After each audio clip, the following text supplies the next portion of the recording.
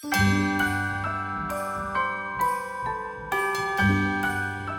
friends, my name is James of James Luke Burke Creative, and welcome to another month of ArtSnacks Box Freestyle, where we take the supplies from the December 2022 ArtSnacks Plus box, experiment with them to within an inch of their lives, and then hopefully create a masterpiece for the hashtag ArtSnacks Challenge. This month's fun fact, and I'm surprised that there even are any left, is that this is the first time I've shaved my face like right down to the skin in I think about 7 years, like with a razor and all, and yeah, that's it. That's the fact. Anyway, let's get into the video and see what we have to play with today.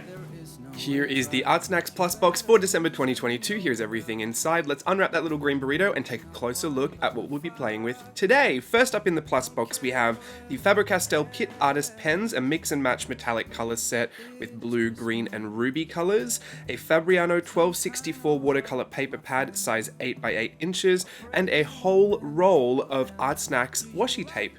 We'll also be using the Sennelier ink brush pen. I have the color lemon yellow, and two Marabou Graphics aqua inks. I'll be using magenta and mint, a Faber-Castell Deluxe water brush, as well as our ArtSnacks lolly and sticker.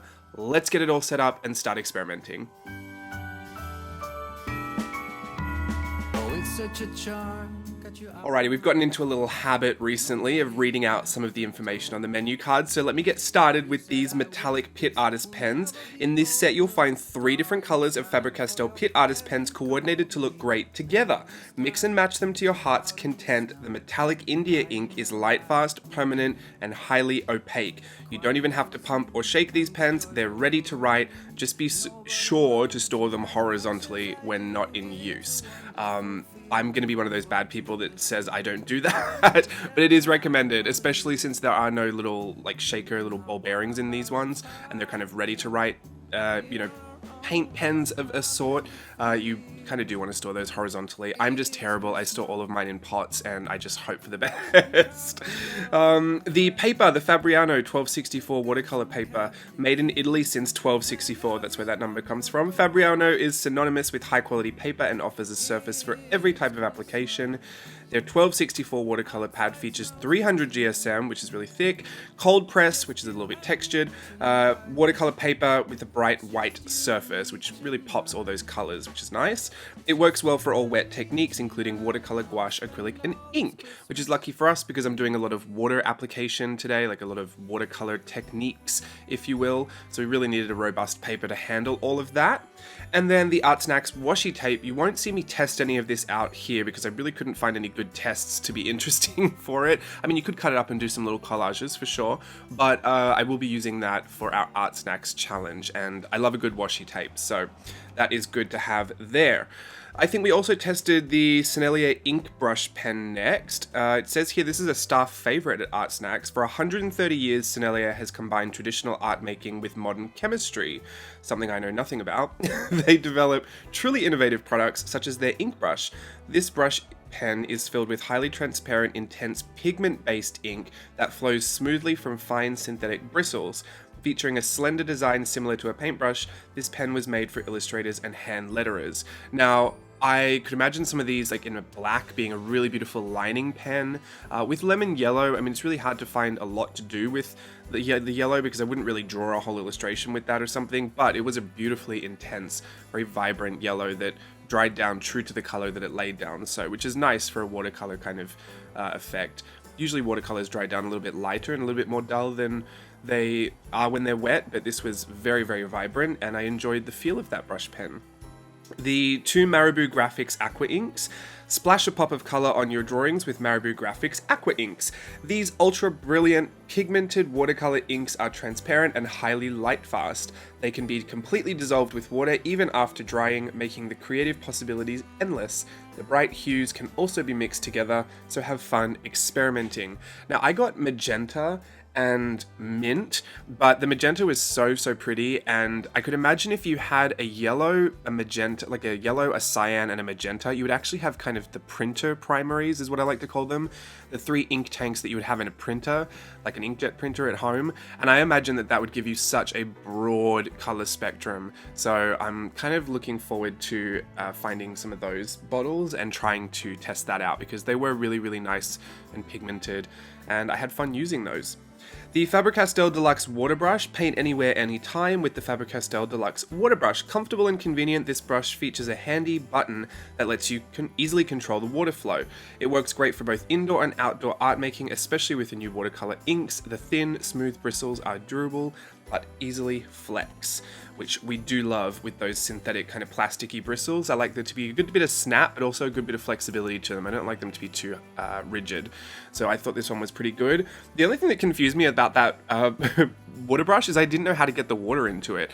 So I eventually found out that at the end of the water brush, they're like right at the end, what seems like just the bottom of the brush pen is like a pull system. It's kind of like a syringe pull system. So I had to submerge my paintbrush into a little jar of water, and after I'd taken the top bristle part off, you'll see there's a little hole there. I thought, how am I going to get the water in there?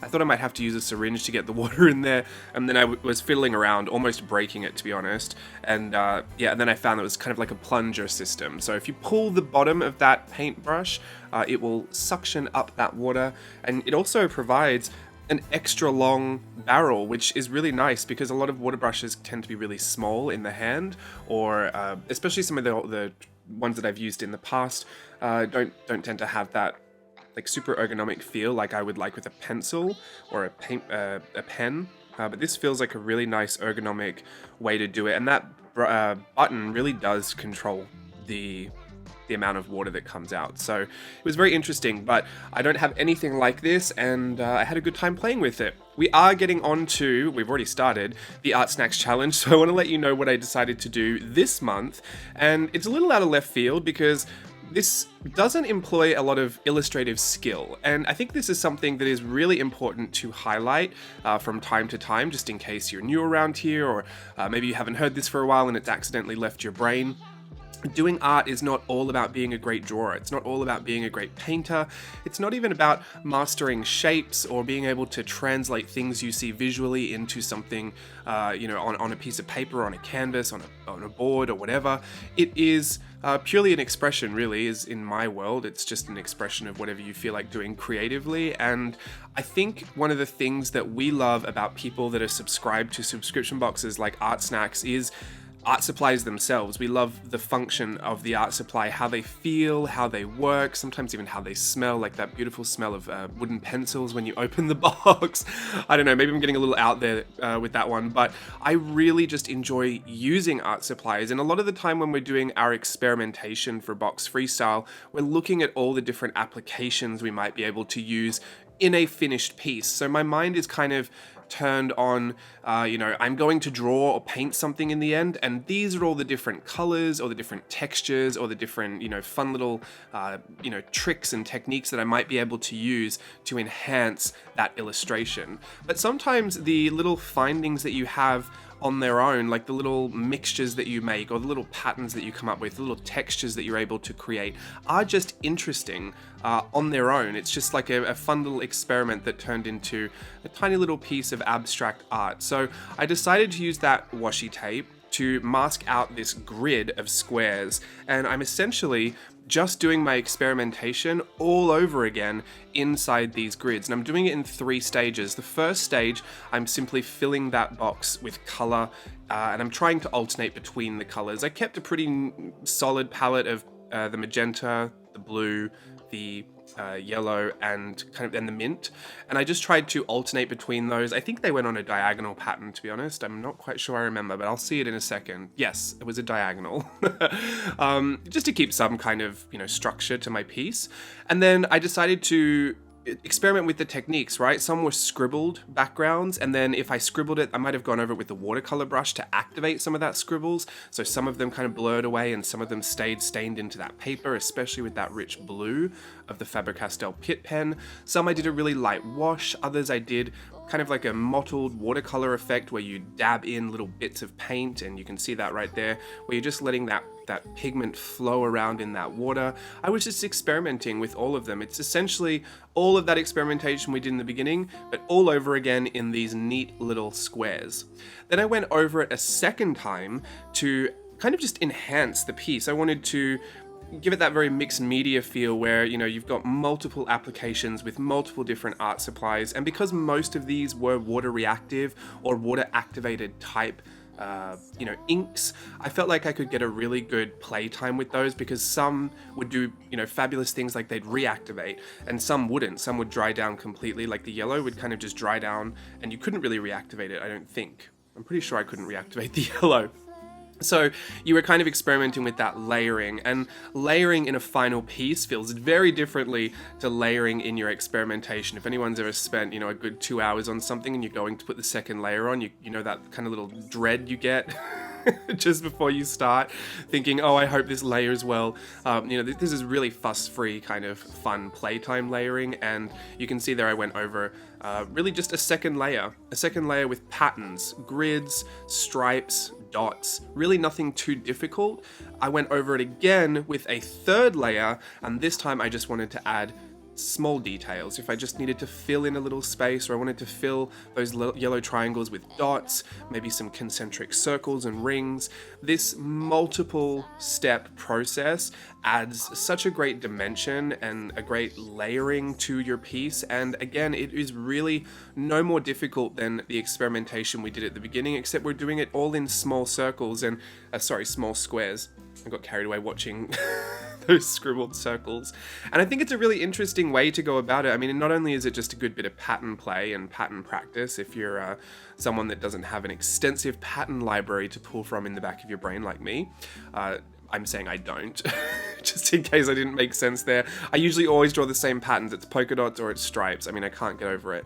But this is a good bit of playtime for me, and it's also a really great way to see how your art supplies work well together. It is all in an effort to make a final piece, and I'll let you see what that final piece is in a second. I just want to give you a nice slow moment of the tape peeling, because I know we really appreciate that.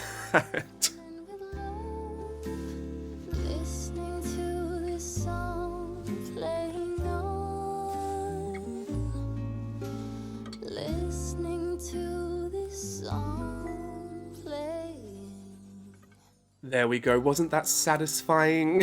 I feel like it would have been more satisfying if some of the paint didn't leak underneath the tape, but honestly, no matter how much you press down that tape with your fingernail like I did in the beginning, and how, you know, how you get really liberal with your water usage with these inks, inevitably some of it is going to leak under, especially in the corner bits. But I took a white paint pen and just fixed up some of those corners, then took a brush pen. I know it wasn't in the box, but you'll have to forgive me because I had to make this cute little present pattern, and I felt like this was such a wonderful way to make literal art out of our experimentations. There's little processes that kind of highlight what we do love about our art supplies. What a great way to make it a little festive art piece. So I hope you enjoyed that. I'll join you in the outro in a second.